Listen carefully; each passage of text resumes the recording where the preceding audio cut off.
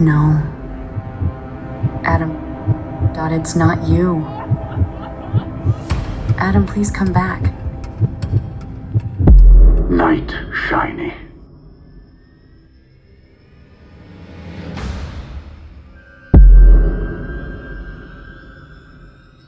The first time my best friend's mom asked me if I'd noticed anything wrong with him, I honestly thought she was joking.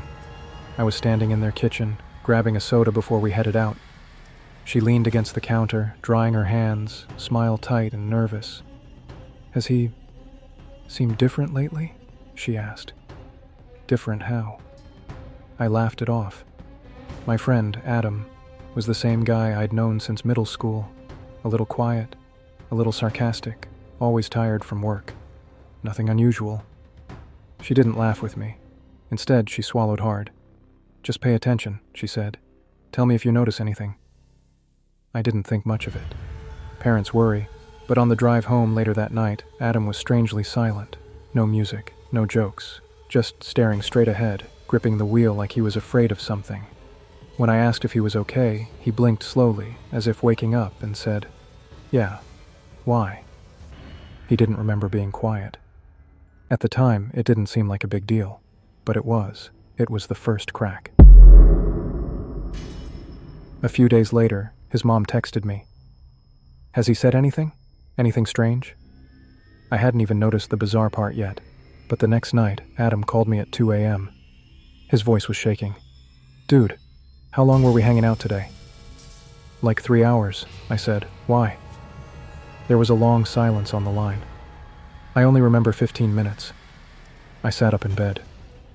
He explained that the last thing he remembered was sitting at my place, playing a game. Then suddenly he was home, in bed, lights off, shoes neatly placed by the door. Something he never did. And worse, his mom told him he'd come home early, walked past her without saying a word, and locked himself in his room.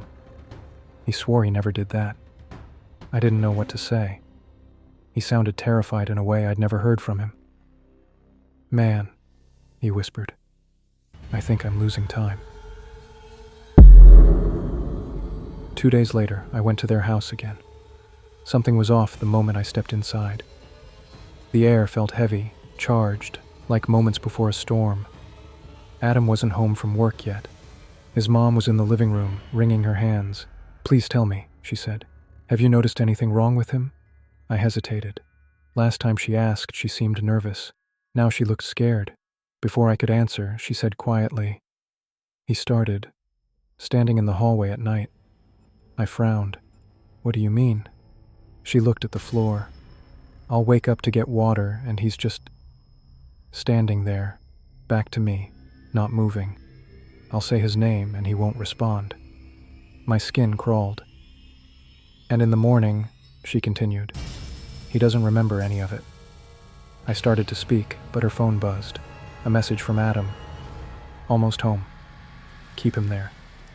"Keep me there?" She forced a shaky smile. "You'll stay for dinner, right?"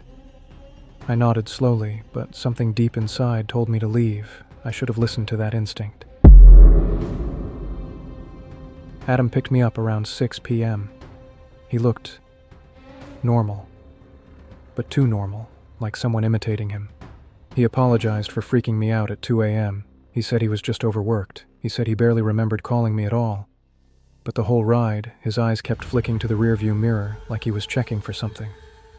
At a red light, he whispered, "Do you ever feel like someone's watching you from behind, even when you're alone in the car?" I didn't respond, because I had felt it. Right then, in his back seat, like a presence shifting its weight. I glanced over my shoulder, nothing there, but the feeling stayed. When he dropped me off, he gripped my arm too tightly and said, "If I text you something weird later, don't come over, no matter what I say." That night, he texted me 5 times. "Are you awake? Come to my house. Please, I need help. I think something's wrong with me. Please come." I didn't go. And at 3:12 a.m., he sent one more message. "He's awake." The next morning, I went straight to Adam's house. His mom opened the door before I even knocked. eyes red, hands shaking. "He's still sleeping," she whispered. "He didn't come out of his room once." I told her about the messages, all of them. Her face went pale. "I need to show you something," she said, leading me to the living room. She turned on the TV and opened the feed from the hallway security camera, one she'd installed because of his strange behavior. The footage from 3:12 a.m. started playing. Exactly when he had texted me. He's awake. The hallway was dark. Then Adam's door opened, except it wasn't him who stepped out. It was his silhouette, yes, same height, same build. But the way it moved was wrong. Too still, too smooth, like someone trying to remember how to walk. He stood facing the camera, motionless. Then his head rotated, not turned, rotated, slow and unnatural, until he was staring right into the lens. His face looked stretched in the shadows, like something was wearing him. Then he lifted his hand and waved, not at the camera, at me. Because behind him, faint but unmistakable in the reflection of a picture frame, I saw it. My name on his phone screen. The message he was typing read, "Come over, I need help." I staggered back from the TV. "That's not him," I whispered. His mom nodded, tears streaming down her cheeks. "I know." She led me to his bedroom. When she opened the door, the room smelled wrong. Stale, cold, metallic, like old coins. Adam was lying on his bed, arms at his sides, eyes open, staring straight at the ceiling. I stepped closer. "Adam?" His eyes didn't move, didn't blink. His chest rose and fell, slow, mechanical. I touched his shoulder. His lips twitched, just slightly. Then he whispered, barely audible, "He's standing behind you." I spun around. Nothing. When I turned back, Adam had sat upright without making a sound, his posture rigid, his gaze empty. His mom gasped. I stepped back. "Adam, can you hear me?" He tilted his head slowly, like a puppet being tested. Then he smiled. But it wasn't his smile. Something about it was too wide, too strained, as if the muscles didn't quite know how to work. His voice came out flat and wrong. "He likes you." I froze. "Who?" I whispered. Adam blinked once. Then with his mouth still smiling, he said, "The one who wears me." Adam suddenly collapsed, limp, unconscious on the mattress. I grabbed his mom's arm. "What the hell is happening to him?" She finally broke. "This isn't the first time," she whispered. "It started when he was 12. My stomach dropped. She told me about the episodes, the missing time, the strange movements, the nights he'd stand in the hallway staring at her bedroom door. Doctors couldn't explain it. Therapists said it was stress. One priest refused to enter their house. But the worst part? "This always happens," she said, "after he gets close to someone." I felt cold. Close. How?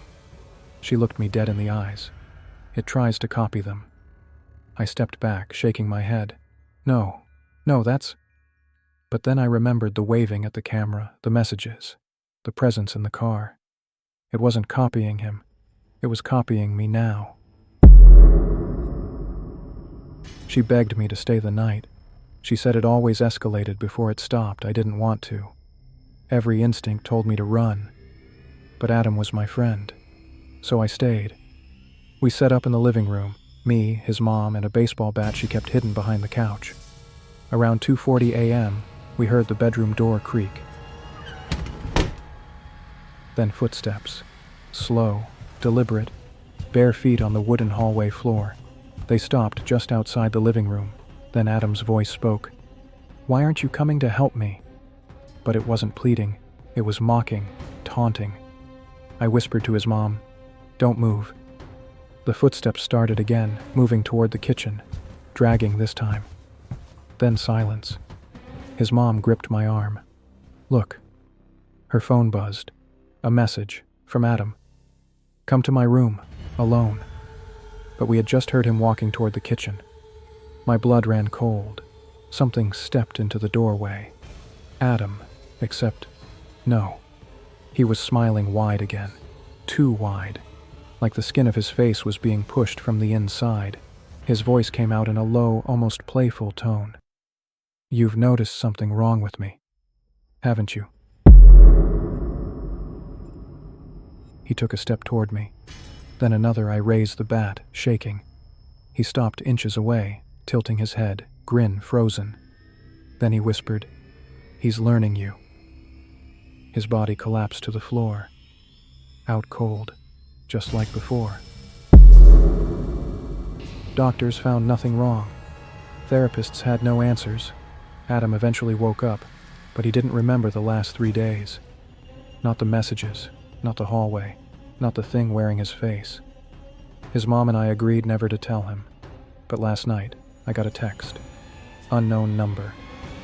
Just one sentence. I remember enough. And the profile photo, a picture of me, sleeping. These stories are too real not to be true. See you in new scary stories.